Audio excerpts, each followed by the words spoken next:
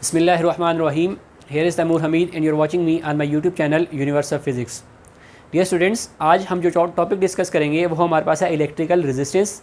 इससे previous topic हमने जो डिस्कस किया था वो हमने डिटेल से ओम्स लॉ को डिस्कस किया था, जिसमें हमारे पास एक रिलेशन आया था V = IR, जिसमें R हमारे पास क्या था, रेजिस्टेंस था। तो मैंने आपको बताया था कि इसके बारे में हम नेक्स्ट लेक्चर में इंशाल्लाह डिटेल से डिस्कस करेंगे। तो वही आज हम इस रेजिस्टेंस के बारे में डिस्कस करेंगे कि एक्चुअली हमारे पास रेजिस्टेंस क्या होता है। तो सबसे पहले यहाँ पे हम रेजिस्टेंस को डिफ़ाइन करते हैं कि रेजिस्टेंस हमारे पास क्या चीज़ होती है। रेजिस्टेंस, ठीक है, डेफिनेशन सबसे पहले लिखते हैं, फिर आपको समझाते हैं कि आपके पास रेजिस्टेंस क्या होता है। तो बेसिकली रेजिस्टेंस क्या होता है, the opposition to the flow of free electrons due to the atoms and molecules of a substance is called resistance. अब इसको हम एक्सप्लेन करते हैं कि हमारे पास होता क्या है। अब मैंने लिखा है the opposition to the flow of free electrons, यानी फ्लो ऑफ फ्री इलेक्ट्रॉन्स को जो क्या मिलती है, अपोजिशन मिलती है, यानी रुकावट मिलती है उन्हें। किसकी वजह से? Due two atoms and molecules of a substance, उस सब्सटेंस के अंदर जो आपके पास एटम्स और मॉलिक्यूल्स होते हैं, ठीक है, तो उसको हम क्या कहते हैं, रेजिस्टेंस कहते हैं। अब इसके लिए मैं यहाँ पे एक डायग्राम बना रहा हूँ। मैं एक कंडक्टर ले रहा हूँ, ये लेट्स सपोज मेरे पास एक कंडक्टर है, इसके अंदर मेरे पास ये जो मैं सर्कल्स लगा रहा हूँ ये मेरे पास एटम्स और मॉलिक्यूल्स हैं, ठीक है। और इसी तरह इनके लांग ये मैं डॉटेड लाइंस डॉट से रिप्रेजेंट कर रहा हूँ किसको जी, फ्री इलेक्ट्रॉन्स को। किसको रिप्रेजेंट कर रहा हूँ, फ्री इलेक्ट्रॉन्स को। अब जब ये फ्री इलेक्ट्रॉन्स मेरे पास इस कंडक्टर में मूव करेंगे तो ड्यूरिंग इट्स मोशन, जब ये फ्री इलेक्ट्रॉन्स इस कंडक्टर में क्या करेंगे, मूव करेंगे, रैंडम मोशन करेंगे, तो इनकी रैंडम मोशन की वजह से जब ये एटम्स और मॉलिक्यूल से कोलाइड करेंगे, ठीक है, तो उस कोलाइजन की वजह से इनको एक अपोजिशन ऑफर होगी, ठीक है। तो उसी अपोजिशन को जो एटम्स और मॉलिक्यूल्स की वजह से फ्री इलेक्ट्रॉन्स को मिलती है, उसी अपोजिशन को हम बेसिकली क्या कहते हैं, रेजिस्टेंस कहते हैं। तो जिसको हम डिफाइन कैसे करते हैं, the opposition to the flow of free electrons, यानी फ्री इलेक्ट्रॉन्स को, यानी फ्री इलेक्ट्रॉन्स की मूवमेंट के अगेंस्ट उनको जो क्या मिलती है, अपोजिशन ऑफर होती है। और वो अपोजिशन हमारे पास किसकी होती है, वो रुकावट किसकी होती है, उस सब्सटेंस के अंदर जो हमारे पास एटम्स और मॉलिक्यूल्स होते हैं उसकी वजह से जो अपोजिशन ऑफर होती है उसको हम क्या कहते हैं, रेजिस्टेंस कहते हैं, या in other words electrical resistance कहते हैं। अब बेसिकली जो हमारे पास रेजिस्टेंस होता है, रेजिस्टेंस बेसिकली आपको मैंने पहले भी बताया है, ये depends upon nature of a material, ये मटेरियल की नेचर पे डिपेंड करता है कि हमारे पास किस किस्म का मटेरियल है। अब हमारे पास कंडक्टर्स भी हो सकते हैं, मेटल्स, जिस तरह हम मेटल्स की एग्जांपल ले लें, ऑल मेटल्स, जितने भी मेरे पास मेटल्स होते हैं, ठीक है, like copper, like silver, like aluminium, like gold etcetera, जितने भी हमारे पास ये मेटल्स होते हैं, ठीक है, इनके अंदर हमारे पास large number of free electrons होते हैं, जिसकी वजह से हमारे पास जो अपोजिशन होती है, यानी रेजिस्टेंस होती है, इन मेटल्स में क्या होती है, कम होती है, जिसकी वजह से इजीली हमारे पास मेटल्स के अंदर क्या होता है, इलेक्ट्रॉन के फ्लो की वजह से हमारे पास करंट क्या होता है, प्रोड्यूस होता है, ठीक है, क्योंकि नेचर पे डिपेंड करता है, ठीक है। मैंने स्टार्ट में कह दिया depends upon nature of a material. अगर आप इंसुलेटर्स की बात करें, ठीक है, तो उनमें हमारे पास करंट ऑलमोस्ट ना होने के बराबर होता है, बहुत अगर फ्लो करे भी तो वेरी हाई पोटेंशियल पे जाके बहुत स्लोली क्या करता है, बहुत कम क्या करता है, फ्लो करता है। क्यों? क्योंकि वहाँ पे हमारे पास फ्री इलेक्ट्रॉन्स प्रेजेंट नहीं होते, ठीक है। तो इसीलिए हमारे पास कहते हैं कि हम resistance depends upon nature of a material. Resistance हमारे पास किस पे डिपेंड करता है, मटेरियल की नेचर पे, कि किस किस्म का हमारे पास मटेरियल है। अब देखें, जब हमारे पास ये इलेक्ट्रॉन्स, ठीक है, जब इलेक्ट्रॉन्स हमारे पास क्या करते हैं, मूव करते हैं, रैंडमली मूव करते हैं कंडक्टर के अलॉन्ग, ठीक है, इनसाइड द कंडक्टर, तो इनकी कोलाइजन के दौरान, ठीक है, जब ये एटम्स और मॉलिक्यूल से कोलाइड करते हैं तो हर एक कोलाइजन के बाद ये स्मॉल अमाउंट ऑफ एनर्जी क्या करते हैं, लिबरेट करते हैं, ठीक है। और वो जो एनर्जी लिबरेट करते हैं, ठीक है, वो हमारे पास हीट एनर्जी की फॉर्म में क्या होती है, कन्वर्ट होती है।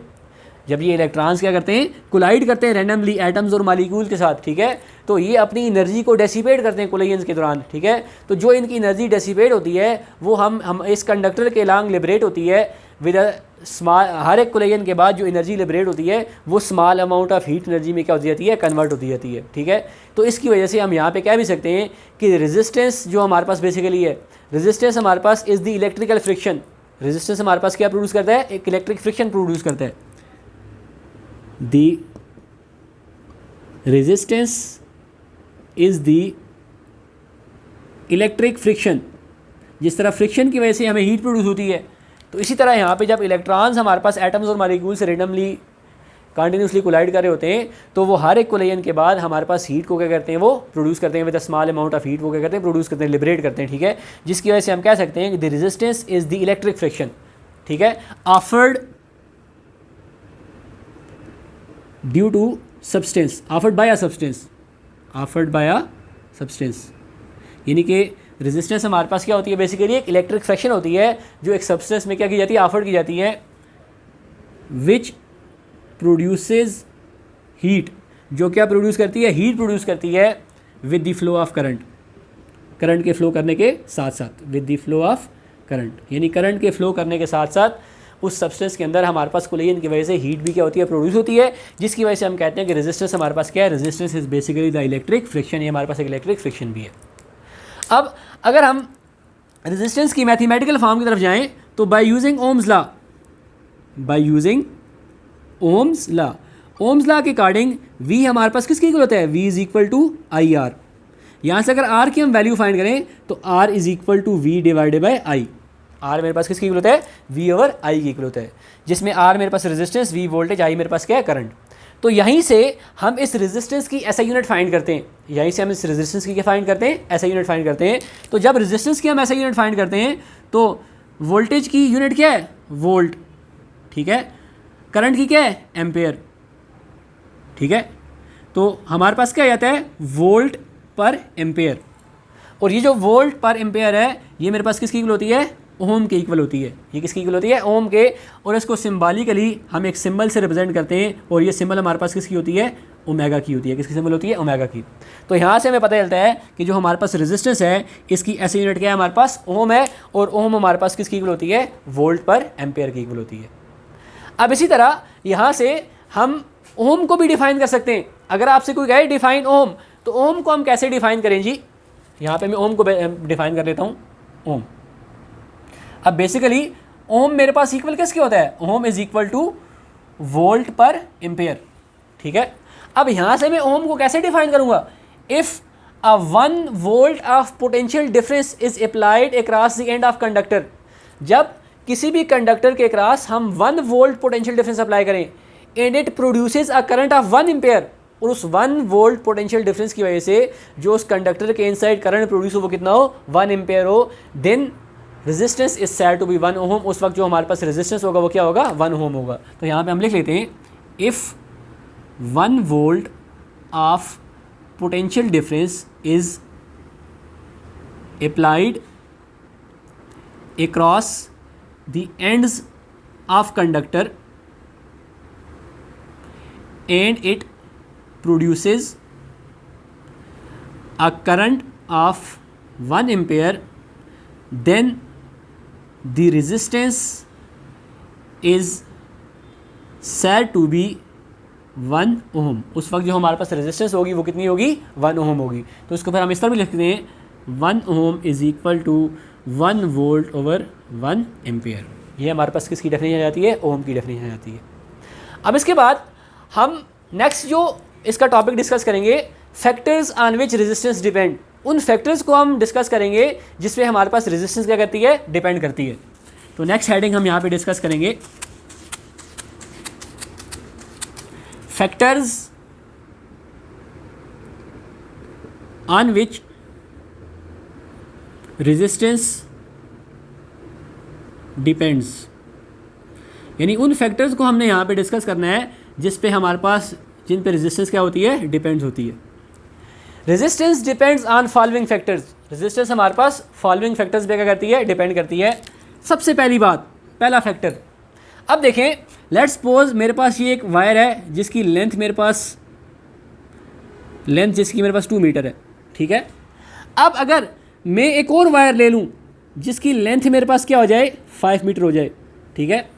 तो जब आप वायर की लेंथ को इंक्रीज़ करेंगे तो इसके अंदर नंबर ऑफ़ फ्री इलेक्ट्रॉन्स भी इंक्रीज़ होंगे, और उन नंबर ऑफ़ फ्री इलेक्ट्रॉन्स के इंक्रीज़ होने से उनके अंदर जो एटम्स और मॉलिक्यूल्स के साथ उनकी कोलिजन्स होंगी उन फ्री इलेक्ट्रॉन्स की, वो भी क्या होंगी, इंक्रीज़ होंगी, ठीक है।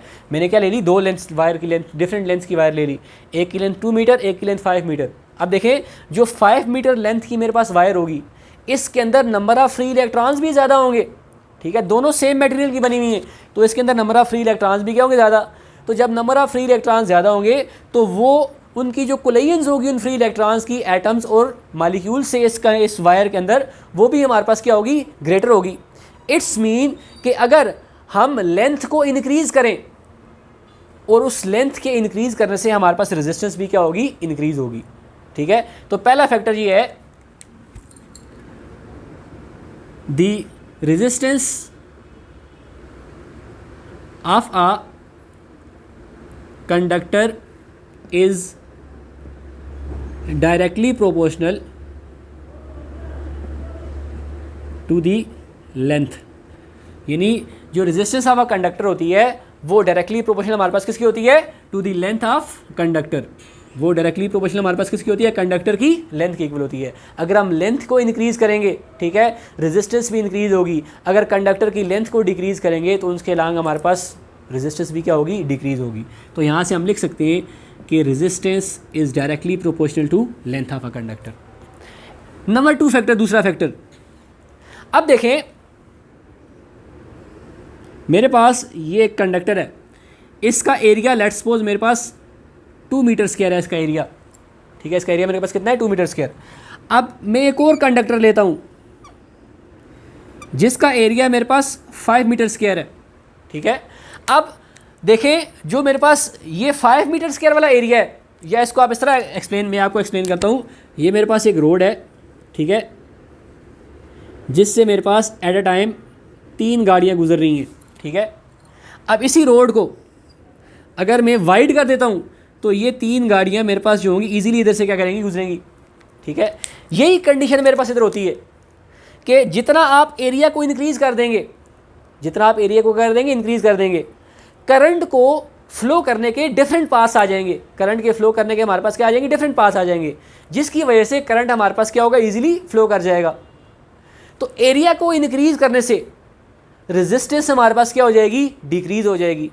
इट्स मीन कि रेजिस्टेंस जो हमारे पास किसी भी कंडक्टर के क्रॉस होती है वो inversely proportional to the area होती है। एरिया को इंक्रीज़ करेंगे, रेजिस्टेंस डिक्रीज़ हो जाएगी। एरिया को डिक्रीज़ करेंगे, रेजिस्टेंस क्या हो जाएगी, इंक्रीज़ हो जाएगी। तो यहाँ पे हम लिख सकते हैं the resistance of a conductor is inversely proportional to the area of conductor, to the area of conductor. यानी कि रेजिस्टेंस जो हमारे पास है वो इन्वर्सली प्रोपोर्शनल किसके है, एरिया के। जब एरिया को आप कम करेंगे, ठीक है, रेजिस्टेंस इंक्रीज़ हो जाएगी। एरिया को ज़्यादा करेंगे, रेजिस्टेंस क्या हो जाएगी, डिक्रीज़ हो जाएगी। अब इस तरह थर्ड वन, तीसरी चीज़, अब जो हमारे पास रेजिस्टेंस है, ठीक है, resistance also depends upon nature of material. Resistance हमारे पास मटेरियल की नेचर पे भी डिपेंड करती है। जो डिफरेंट मटेरियल्स होते हैं, ठीक है, उनमें रेजिस्टेंस हमारे पास क्या होती है, डिफरेंट होती है। जिस तरह मैंने आपको स्टार्ट में बताया, मेटल्स की मैंने आपको एग्जांपल दी, ठीक है, उनमें हमारे पास रेजिस्टेंस कम होती है, ठीक है। इंसुलेटर्स की मैंने आपको एग्जांपल दी, बताई, ठीक है, उसमें हमारे पास रेजिस्टेंस ज़्यादा होती है। सेमीकंडक्टर्स की मैंने आपको एग्जांपल बताई, उसमें रेजिस्टेंस हमारे पास कंडक्टर और इंसुलेटर के दरमियान होती है, ठीक है। तो उसी तरह हम थर्ड ये भी कह सकते हैं कि रेजिस्टेंस हमारे पास किस पे डिपेंड करती है, नेचर ऑफ अ मटेरियल के ऊपर भी डिपेंड करती है। Resistance also depends upon the nature of a material. Fourth one, जो हमारे पास रेजिस्टेंस है वो हमारे पास टेम्परेचर के ऊपर भी क्या करती है, डिपेंड करती है। रेजिस्टेंस आल्सो इंक्रीजेज और decreases with temperature. resistance also increases or decreases with the increase in temperature. यानी टेम्परेचर के इंक्रीज़ करने से हमारे पास रेजिस्टेंस इंक्रीज़ भी हो सकती है और डिक्रीज़ भी हो सकती है। जिस तरह नॉन ओमिक डिवाइसेस में हमने थर्मिस्टर, ठीक है, उसी तरह टंगस्टन फिलामेंट और सेमीकंडक्टर डायोड की एग्जांपल डिस्कस की थी। उसमें कभी हम टेम्परेचर के इंक्रीज़ करने से रेजिस्टर डिक्रीज़ हो जाता था, कभी टेम्परेचर के इंक्रीज़ करने से हमारे पास रेजिस्टेंस इंक्रीज़ हो जाती थी। तो इसीलिए हम कहते हैं कि रेजिस्टेंस हमारे पास आल्सो डिपेंड किस पे करती है, इंक्रीज़ या decrease in resistance also increases और decreases with increase in temperature. यानी टेम्परेचर के इंक्रीज़ करने से हमारे पास रेजिस्टेंस इंक्रीज़ भी हो सकता है और डिक्रीज़ भी हो सकता है। जब हमारे पास टेम्परेचर इंक्रीज़ होता है तो हमारे पास टेम्परेचर के इंक्रीज़ होने से हमारे पास जो कोलिजन्स होती हैं एटम्स और मॉलिक्यूल्स फ्री इलेक्ट्रॉन्स की, वो भी क्या हो जाती हैं, इंक्रीज़ हो जाती हैं। जिसकी वजह से हमारे पास जो एटम्स और मॉलिक्यूल्स होते हैं वो हमारे पास अपनी मीन पोजीशन के अराउंड विग्रेसली क्या करना शुरू हो जाते हैं, वाइब्रेट करना शुरू हो जाते हैं। उनकी वाइब्रेशन की वजह से हमारे पास रेजिस्टेंस इंक्रीज़ भी करता है और डिक्रीज़ भी करता है। लेकिन एक बात आपने यहाँ पे नोट करनी है, जो रेजिस्टेंस है वो कभी भी डायरेक्टली प्रोपोर्शनल हमारे पास टेम्परेचर के नहीं होता। Resistance is not directly proportional with temperature. यहाँ पे हम लिख सकते हैं resistance is not directly proportional to the temperature. Resistance हमारे पास डायरेक्टली प्रोपोर्शनल टेम्परेचर के कभी भी नहीं होता। ठीक है, इस बात को ध्यान में रखना है। अब देखें, ये मेरे पास जो इक्वेशंस है, इक्वेशन 1 और 2, ठीक है, इन इक्वेशन को हमने कंबाइन करना है। लेकिन कंबाइन करने के लिए यहाँ पे एक कंडीशन हमने अप्लाई करनी है, by keeping temperature constant. In equations को जब हम कंबाइन करेंगे तो इनकी कंबाइनिंग के दौरान, इनको कंबाइन करते हुए हमने टेम्परेचर को क्या रखना है, कांस्टेंट रखना है। तो यहाँ पे मैं लिखता हूँ by keeping temperature constant. Temperature को कांस्टेंट रखते हुए कंबाइनिंग इक्वेशन 1 एंड 2, इक्वेशन 1 और 2 को हम क्या करेंगे, कंबाइन करेंगे। जैसे ही इन दोनों इक्वेशन को हम कंबाइन करेंगे तो आपके पास क्या आ जाएगा, resistance is directly proportional to L into 1/A। इनको लिख लिया, ठीक है। या आप इसको इस तरह भी लिख सकते हैं, R is proportional to L/A। जब इस प्रोपोर्शनैलिटी के साइन को ख़त्म करेंगे तो आपके पास क्या आ जाएगा, R is equal to constant L/A। इस कांस्टेंट की जगह आप एक सिंबल यूज़ करेंगे, दिस वन, रो, ठीक है। R is equal to rho L/A, where rho is constant known as specific resistance or resistivity। ये रो हमारे पास क्या है, रो RH row is constant known as specific resistance और resistivity। ये रो हमारे पास क्या है, कांस्टेंट है, ठीक है। और इस कांस्टेंट को हम क्या कहते हैं, स्पेसिफिक रेजिस्टेंस और रेजिस्टिविटी कहते हैं। अब देखें, यहाँ से हमारे पास factors on which resistance depend upon के लिए ये फार्मूला आ गया, R is equal to rho L/A, ठीक है, जिसमें रो हमारे पास क्या है, कांस्टेंट है, और इस कांस्टेंट को हम क्या कहते हैं, स्पेसिफिक रेजिस्टेंस और रेजिस्टिविटी कहते हैं। अब इस चीज़ को हम डिस्कस करते हैं कि हमारे पास ये स्पेसिफिक रेजिस्टेंस क्या होता है, ठीक है, ये स्पेसिफिक रेजिस्टेंस और रेजिस्टिविटी क्या होता है। तो हम जो नेक्स्ट हेडिंग देंगे, स्पेसिफिक रेजिस्टेंस और रेजिस्टिविटी, स्पेसिफिक रेजिस्टेंस और रेजिस्टिविटी। अब स्पेसिफिक रेजिस्टेंस और रेजिस्टिविटी को हम डिस्कस करने के लिए ये मैं एक वायर लेता हूँ, ठीक है। इस वायर की लेंथ मेरे पास कितनी है, 1 मीटर है। इस वायर का एरिया लेट्स सपोज मेरे पास कितना है, 1 मीटर स्क्वायर है। तो the resistance offered by a 1 metre length wire, the resistance offered by a 1 metre length of wire having 1 metre square area of cross section is called specific resistance or resistivity। अब ये मैंने क्या लिखा है जी, में लिखा है the resistance offered by 1 metre length wire, यानी इस 1 मीटर लेंथ की वायर को जो रेजिस्टेंस ऑफर्ड होगी having 1 metre area of cross section, और इसका एरिया भी कितना है 1 मीटर स्क्वायर एरिया है, उसको हम क्या कहेंगे स्पेसिफिक रेजिस्टेंस और रेजिस्टिविटी कहेंगे। अब देखिए ये मेरे पास एक वायर है, ठीक है, एक कंडक्टिंग वायर है, ठीक है, इसके अंदर जो मेरे पास फ्री इलेक्ट्रॉन्स होंगे, ठीक है, जब वो मूव करेंगे, ठीक है, तो उन इस 1 मीटर लेंथ की वायर में उन फ्री इलेक्ट्रॉन्स को जो रेजिस्टेंस ऑफर्ड होगी, और इस एरिया इस वायर का कितना है 1 मीटर स्क्वायर एरिया, तो इस 1 मीटर लेंथ और 1 मीटर स्क्वायर एरिया के अलोंग जो इन फ्री इलेक्ट्रॉन्स को रेजिस्टेंस ऑफर्ड होगी उसको हम क्या कहेंगे स्पेसिफिक रेजिस्टेंस या रेजिस्टिविटी कहेंगे। जो हमारे पास स्पेसिफिक रेजिस्टेंस या रेजिस्टिविटी है ये भी हमारे पास नेचर ऑफ मटेरियल पे डिपेंड करती है। अगर हमारे पास यहाँ पे कॉपर है, ठीक है, 1 मीटर वायर हमारे पास कॉपर की है, उसका एरिया 1 मीटर स्क्वायर है, उसके लिए स्पेसिफिक रेजिस्टेंस या रेजिस्टिविटी की वैल्यू डिफरेंट होगी। सिल्वर की वायर होगी उसके लिए डिफरेंट होगी, एल्यूमिनियम की वायर होगी उसकी डिफरेंट होगी, कोई नॉन मेटल होगा, ठीक है, उसके लिए डिफरेंट होगी, कोई सेमीकंडक्टर होगा उसके लिए डिफरेंट होगी।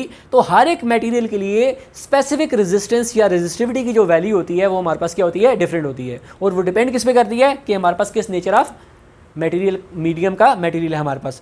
लेकिन लेंथ को हमने कितना लेना होता है, लेंथ और जो हमारे पास एरिया होता है वो हर एक मटेरियल के लिए हमने क्या लेना होता है सेम लेना होता है, जिसके लिए यहाँ पे मैंने ले लिया 1 मीटर लेंथ और 1 मीटर स्क्वायर एरिया। तो इस 1 मीटर लेंथ और 1 मीटर स्क्वायर एरिया के अलोंग इनसाइड द कंडक्टर जो फ्री इलेक्ट्रॉन्स को रेजिस्टेंस ऑफर्ड होगी उसको हम क्या कहेंगे स्पेसिफिक रेजिस्टेंस या रेजिस्टिविटी कहेंगे।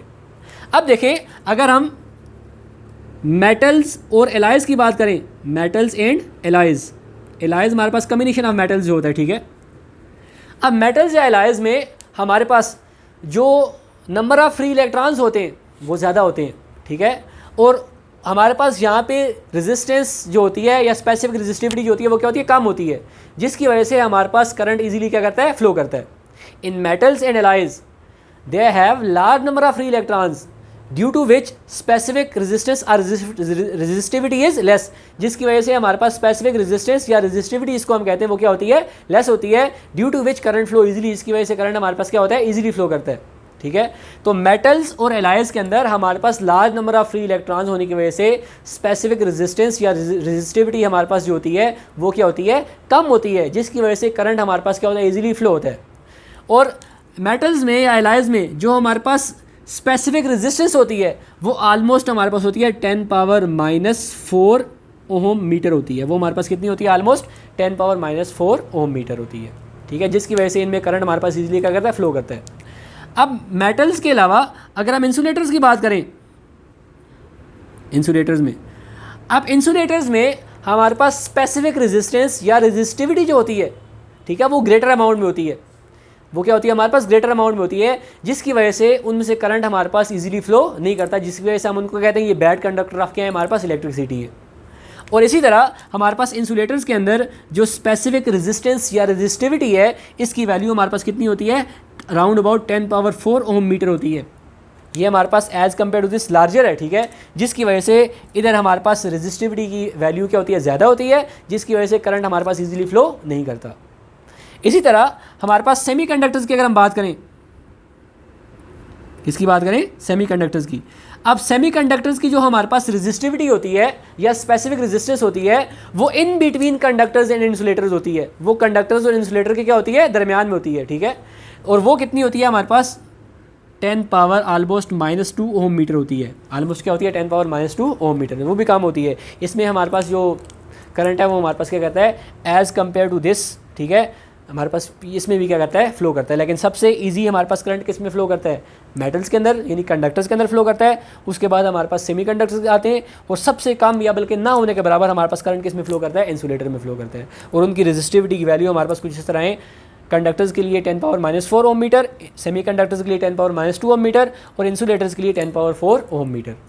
अब अगर इस स्पेसिफिक रेजिस्टेंस या रेजिस्टिविटी की मैं ऐसा यूनिट फाइंड करूँ, क्या फाइंड करूँ SI यूनिट, ठीक है, तो देखिए हमारे पास रिलेशन क्या है R = ρL/A, यहाँ से रो मेरे पास जो है स्पेसिफिक रेजिस्टेंस या रेजिस्टिविटी है, इसको मैं इलादा करूँगा, A को क्रॉस मल्टीप्लाई करके इधर ले आए, RA, L को इधर ले आए, L = रो, तो रो = RA/L, ठीक है। अब रो रेजिस्टेंस की यूनिट क्या है ओम, एरिया की यूनिट क्या है, मीटर स्क्वायर, लेंथ की क्या है, मीटर, ये मीटर स्क्वायर से क्या हो जाएगा, कैंसिल हो जाएगा।